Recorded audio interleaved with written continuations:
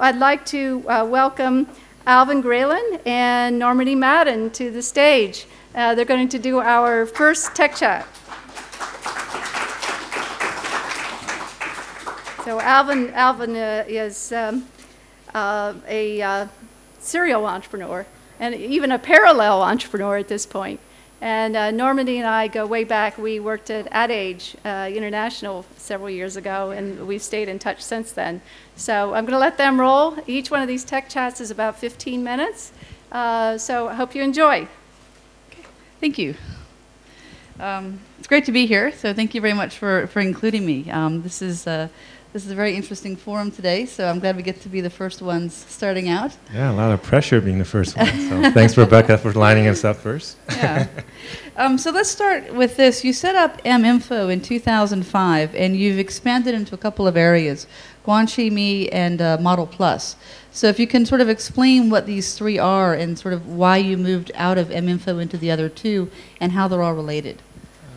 Well, I wouldn't say I moved out of M-Info. So. As Rebecca said, I mean, I've been doing a number of different companies, but they are all fairly interrelated. In fact, there's equity shares between all of them. And when I first started in 2005, it was for M-Info, which was a mobile search company. And then a couple years later, we got into mobile advertising. So we were working with Chinese carriers for search and then brands and agencies for advertising. And then we did acquire a small company called Guanxi SMS, which was a search service for expats in China back in 2006. And then that name we kept, which then became the Guanxi Me, which is the mobile social network, which then spun out of M-Info a couple years ago. And then just this year now, we're working on spinning out and incubating a new company called Model Plus. That's this company, Model Plus. That's the end, little plug. Which is more in the mobile modeling and integration and kind of search and booking. So it's all technology related to mobile industry, and we're leveraging all the relationships, the technology, and the people that we've built over the last 8 years, and trying to expand on that and leverage the benefits of a bigger family. Okay, so which one is the biggest focus right now for you? What do you spend the most of your time on? Since one of my investors is here, my biggest focus is Guanxi Me. No, seriously, actually it is, because it's the one that needs the most time, and it's fairly new, but it's also in a fairly rapid growth stage. Whereas M-Info is more of a mature company, and it's working with more traditional companies, and things aren't moving as quickly, and so I can let our team take over more of it. Whereas with Guanxi, we have both Chinese focus and international focus, so it requires a lot more attention, and the product is being changed on essentially every 3 weeks we have a new release, so there's just so much things going on.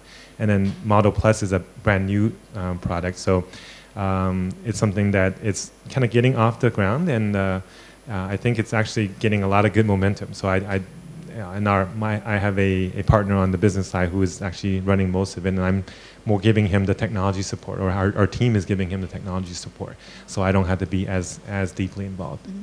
So Guanxi Me, is it still very expat focused, or is it really moving more towards the Chinese market now? Actually, Guanxi, the SMS service, was very expat focused, but Guanxi Me has since the beginning been very local Chinese focus on Chinese white collars, right? Okay. So young white collars who are graduating from college, who want to build a new career, who want to make new business networks and maybe find a girlfriend. They can do all of that on Guanxi Me, and it's a purpose-driven social network, right? And how many users do you have now? So we got about 1.5 million downloads on Guanxi Me, and then on Model Plus, just over a couple months, about a couple 100,000, and that's a B2B product. So we're actually very happy with the momentum that we're getting on both sides. Okay. Yeah. So can you take us through a couple of the sort of key milestones that in your time since 2005 setting this up? I guess, the key milestones, getting the initial funding back in, forming the initial team in 2005, getting the initial funding in 2006, winning the Olympic, being the official Olympic provider in 2008, another round of funding in 2009. And then winning the China Telecom, China Mobile and in 2009, and then China Unicom in 2011 or 2010. So in terms of that, and then also growing into the mobile advertising business in 2009. So working with most of the major agencies and building a separate team for that. And for Guanxi, it's really, we actually had the idea for it back in 2010. And did the initial prototyping in 2011, angel funding in early 2012, and then venture funding in middle of 2012. So. Okay, can we talk about your funding a little bit, where it's come from? Is it Chinese funding? Is it Western? So I guess my background was, I actually grew up, I was born in China, but I grew up in Seattle. So a lot of our initial funders were actually venture-related people from Seattle. Which were doing it mostly on an angel basis for the M-Info side. And then later on we did get some venture money for the M-Info side, and for the Guanxi side is mostly angels in China, and then we had venture money coming into the second round, both institutional as well as strategic investments. Can you name the companies? I guess for the Guanxi side is Singtel Innovate for the strategic side, and then DFJ for the venture side. So there's some funding from China and yes. some from the West. How are they different in terms of what they expect from you when you present to them and talk about what your plans are? How do they view an exit strategy for companies in China? Like, are they different to deal with? I think for at least the two firms that we worked with is not so bad because they're both very experienced investors and they have long-term horizons. But I did have some local Chinese angel investors that are very short-term minded. So after one of them put into a round, and after 6 months said, "Oh, you know what? I need money now. Can I have my money back?" And I'm like, "Well, we need to wait for an exit." He said, "Well, I need money now. Can I have my money back?" And I'm like, "Well, I can maybe talk to some of the other investors and see if I can, sell your shares to them." And I checked around and said, "Well, nobody's willing to buy it right now, so maybe you need to be a little more patient." And so, but every 2 months I would get a call from him like, "Can I sell my shares back to you now?" So, so there are, when you take angel money, be careful because sometimes for less experienced investors, they don't understand the real concept of venture investment or angel investments, and they're looking at it more as a, okay, I bought a house, okay, I want to sell the house, and they should be liquid any time, and venture is not that liquid, right? So are you still getting these calls? About every 6 months now. So, but I think he doesn't need his money as much anymore. So okay. It might be okay. Okay, but it sounds like if you want to buy into his company, there's an easy option here. There might be a side side deal we could do. Yeah. Okay, so in terms of a lot of what you're doing is location based, and one thing in the past that companies have complained about is that you couldn't really get as narrow in terms of determining where somebody is in China using China Mobile and China Unicom as you could in the West. And I just wondered how narrow can you get to identifying where somebody is and how someone could reach them? Well, there's different kinds of location-based services. There's GPS-driven ones where if you're on a phone and you have an app, and you can get down to a few meters type accuracy, but it only really works outdoors. And then there's kind of the AGPS or cell tower type, which is maybe 100 to 500 meters accuracy, and that one you can be indoors or outdoor. And then there's kind of the Wi-Fi stuff that a lot of people are working on networks for, but then that requires you to have a special software on your phone. And so there's a lot of things a lot of different ways to do it. I think what you're talking about is more the carrier-driven cell tower type location identification, which is triangulation, which isn't that accurate. It's a few hundred meters. So, but a few years ago, they used to do what's called 小区广播, with small area broadcasts for marketing, but that was made illegal from all the carriers because of kind of the spam effect. Because essentially, anybody walking by a cell tower can receive a message about some promotion, which was quite annoying and not very targeted. Right? So, but right now, the most location-driven services are all really based about having a specific app downloaded to your phone. Now, there are things like WeChat, which has location-driven services, and if you're a third-party official account, you can actually access the location on WeChat and do some, some light level of app services through another platform that you don't have anything installed for. So, I don't know if that answered your question. It's a little probably. So, but if you're a marketer trying to use these, is the accuracy good enough in China to really target people? I guess it depends on which of those mediums you're using, right?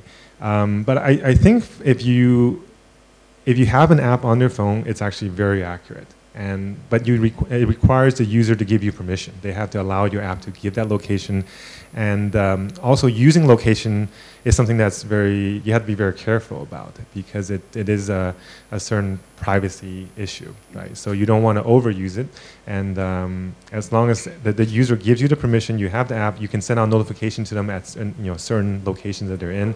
They can also do geofencing. So if you cross a certain area, then it can send you a message or notification, or you can get an SMS link to some other location app. So there's a lot of ways to link together. So if you really wanted to design something that was location driven, you definitely can, and it can make it very accurate.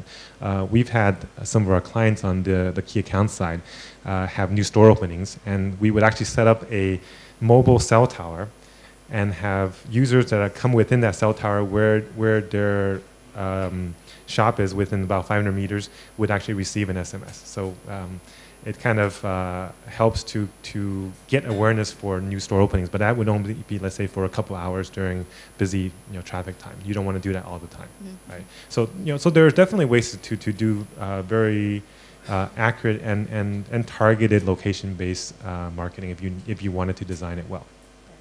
So we've talked about your funding, but we haven't really talked about your revenue so far. What is your business model? Where does the revenue come from? So each of those different companies actually have different revenue models. The MInfo side has probably a little bit more complicated because we have a carrier side business. We have a search advertising business, small medium businesses. We have the key accounts business that works with brands, and they all collect different revenues from different client sets.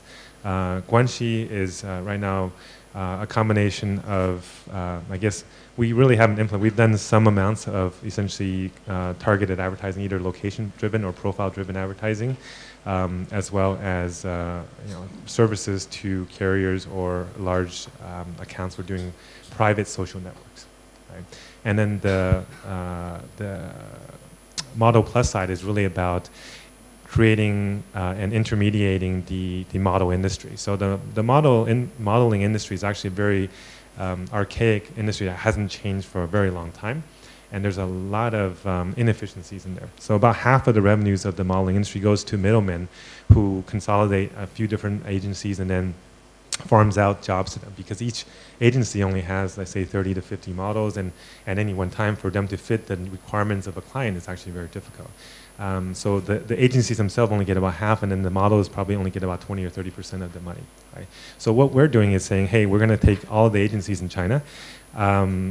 We've already signed exclusive with over 30 of them, and then be able to have them get essentially almost all of the money from the brands, and then have the brands be able to see across all of the agencies and find what they're looking for, either by characteristic or by type, and be able to send a job out and it goes to all of the ones that they're looking for. So it's actually very efficient. And then now we're branching out to e-modeling, where the online modeling industry is actually like 10 times bigger than the offline modeling industry. So people posing for e-commerce shops on Taobao and whatever. So it's a 2 billion RMB business last year to do e-models. So we're now working with some of the players in that area to take our professional models into that space and have some of the e-models go into the professional industries. So it's complicated. Okay, one last burning question. Okay. Do we want to open it up for one from the audience? I was going to say we've got maybe 3 or 4 minutes if there's a burning question out here. A second. Anyone? If not, you can ask your okay, burning question. Okay, well, if I'll try to squeeze 2 in, we'll see. cut me off. But I'm wondering, one of the things one of the challenges with China's mobile industry is it's the world's biggest mobile phone market, but the amount of marketing dollars that go into it remains shockingly small. What's holding the industry back? I mean, it's actually not just China, it's almost everywhere in the world. The mobile marketing budgets are very, very small compared to the reach and the amount of time that's spent. In fact, if you look at all the studies out there, people are spending actually more time on their mobile phones than they are on their computers.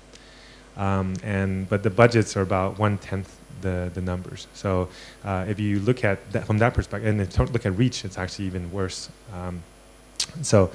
I think that the biggest issue in the past is about how advertising is bought, is that it's going through media agencies, and media agencies really are not the most tech-savvy people. So just getting them to buy digital media took a number of years. Now they're starting to be forced by their clients to buy mobile media. And then mobile, the other issue with it is because there's a lot of different ways to implement. It's a very complicated solution. So it could be, you could do SMS, you could do mobile apps, you could do mobile websites, you could do mobile banner buys, you could do location-based services, blah, blah, blah. And media companies as well as creative companies don't really know how to put that all together and how to integrate it with their existing campaigns.